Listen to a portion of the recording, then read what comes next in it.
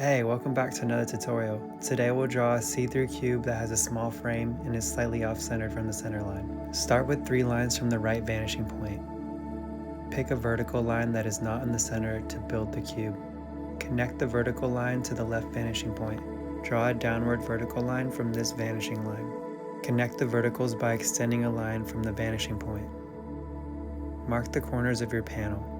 I measured the length of the top panel to create symmetry for my second face of the cube.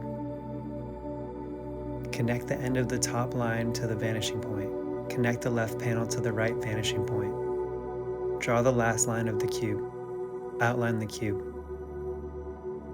Draw points just inside of every face of the cube. Connect the points to create squares inside of the cube.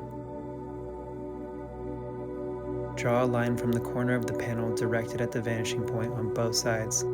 Draw a downward line from the top corner panel. Mark the inside of the 3 new lines just inside the panels.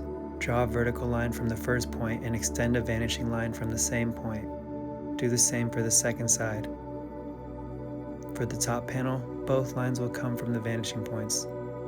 Draw 2 lines on either side of the remaining single lines.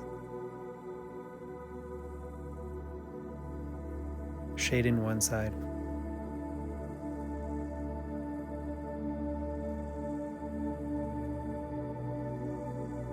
There are 4 small segments that need shading on the inside of the frame. Shade the second face darker.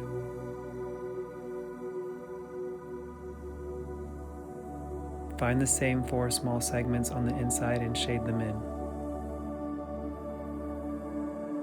Thanks for drawing with me, and I'll see you in the next video.